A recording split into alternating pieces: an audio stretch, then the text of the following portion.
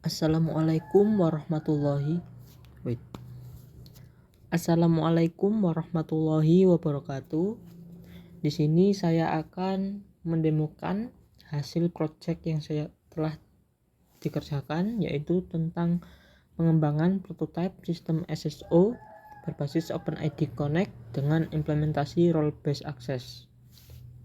Untuk yang pertama, saya akan menjelaskan tentang bagaimana cara kerja authentication flow-nya. Jadi ketika user mengakses aplikasi yang sudah terintegrasi dengan SSO, ketika user melakukan sign in atau login, user akan diarahkan ke server SSO-nya dan user login menggunakan username atau email dan juga password. Lalu ketika user berhasil login, user akan redirect kembali ke aplikasi yang melakukan request untuk login. Jadi di sini bisa terlihat dari network bahwa kita redirect ke SSO server, lalu kita kembali ke aplikasi yang terintegrasi dan dia mendapatkan yaitu sebuah kode dari SSO server untuk ditukar menjadi token. Jadi di sini kita bisa dilihat bahwa responnya adalah sebuah cookies. Di sini dia memiliki 3 cookie. Yang pertama adalah access token dan juga reverse token dan hash session. Lalu di sini user bisa langsung melakukan aktivitas di dalam aplikasinya. Lalu ketika dalam kasus user belum login di sebuah aplikasi lain, tetapi aplikasi lain sudah login, maka yang terjadi adalah user melakukan sign in. Karena sudah terdeteksi bahwa dia sudah login sebelumnya, maka dia langsung mengembalikan akses token yang sudah ada. Nah, di sini dia langsung terautentikasi tanpa harus login kembali. Lalu ketika user selesai melakukan sesuatu, user bisa melakukan logout.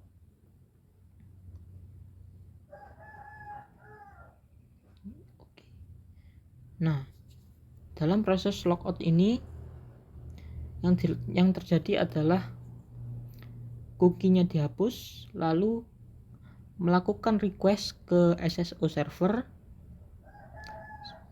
ini, sehingga session yang ada di SSO server dihapus. Otomatis di aplikasi yang lain, jika kita melakukan sesuatu karena sesinya sudah dihapus dari keycloak-nya atau SSO servernya, jadi dia tidak bisa mengakses. Nah, not sign in. Itu untuk authentication flow-nya. Lalu sekarang tentang role based access. Sekarang saya mencoba login menggunakan akun admin. Di sini bisa dilihat, bisa kita ke dashboard. Terus kita lihat ada profile. Nah, di sini bisa dilihat bahwa dia memiliki roles dan permission, yaitu admin dan user. Dan di sini admin, karena dia memiliki role admin, maka dia bisa mengakses admin dashboard. Lalu jika dia bukan admin, jadi kita logout, terus kita sign in ulang menggunakan akun biasa, misal ini. Oke. Nah, di sini tidak ada admin panel atau admin dashboard. Nah, di sini yang tertulis adalah roles and permission-nya hanya user. Oke, jadi itu untuk fitur role based access-nya. Lalu yang ketiga, ini ada fitur-fitur lainnya yang sudah diintegrasikan menggunakan dari Keycloak menjadi front end tersendiri. Jadi di sini ada beberapa fitur. Yang pertama, nah di sini kita lihat ada profile. Di sini kita bisa mengubah profil.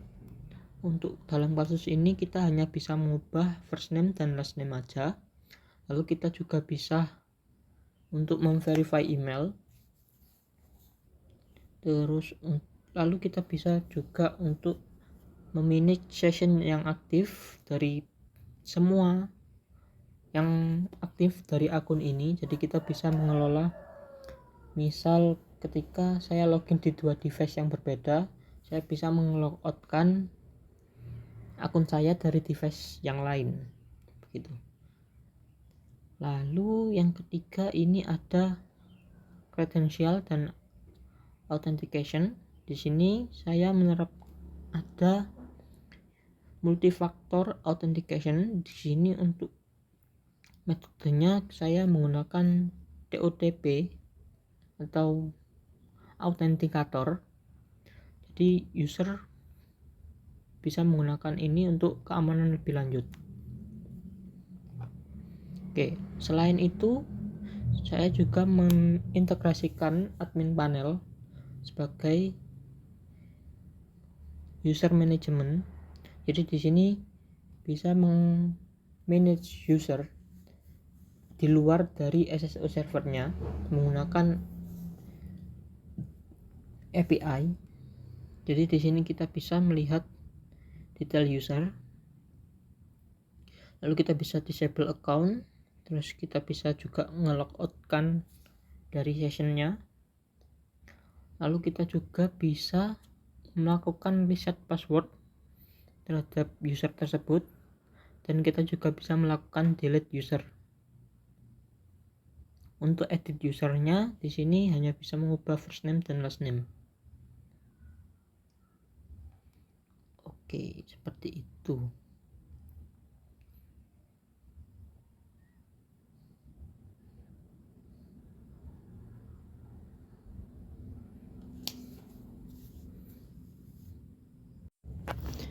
Ini adalah beberapa bukti foto selama saya magang.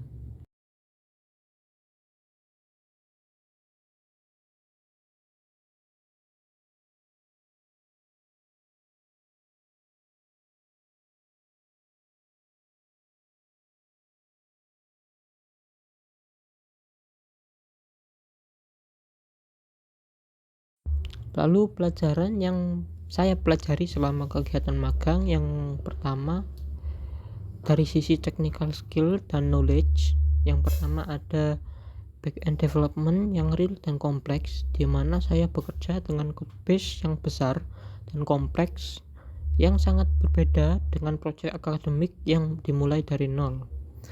Lalu juga memahami existing kode memerlukan waktu dan kesabaran, jadi tidak bisa langsung produktif di hari pertama magang. Lalu yang ketiga, saya menyadari bahwa dokumentasi yang baik sangat membantu dalam memahami sistem yang sudah ada. Lalu yang kedua, pentingnya version control. Jadi di dalam version control saya memahami bahwa commit message yang jelas dan deskriptif sangat penting untuk tracking change. Lalu code review juga merupakan proses pembelajaran yang sangat efektif. Lalu yang ketiga, database design dan optimization, di mana saya mempelajari bahwa database skema yang baik itu harus dibuat dari awal sehingga bisa menghemat banyak waktu di kemudian hari. Lalu juga untuk optimization bisa dilakukan indexing dan query optimization sehingga bisa berdampak pada performance secara signifikan. Yang keempat adalah bug fixing dan debugging. Saya mempelajari bahwa dalam menemukan error atau bug itu diperlukan tracing error yang sangat panjang karena memang code base-nya sangat panjang.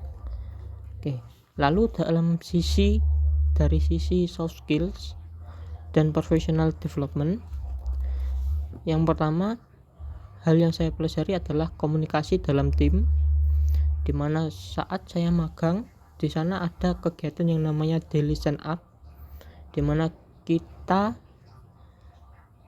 punya kesempatan untuk berkoordinasi dengan tim-tim lainnya, lalu bertanya, lalu juga menjelaskan masalah teknis sehingga bisa dapat bantuan lebih cepat. Lalu yang kedua ada time management dan prioritas, di mana saat magang banyak tas-tas, tapi tidak semua tas urgent dan penting, sehingga harus bisa memprioritaskan. Lalu juga melakukan balancing karena project yang dikerjakan tidak hanya satu, jadi harus bisa seimbang antara mengerjakan project yang satu dan project yang lain.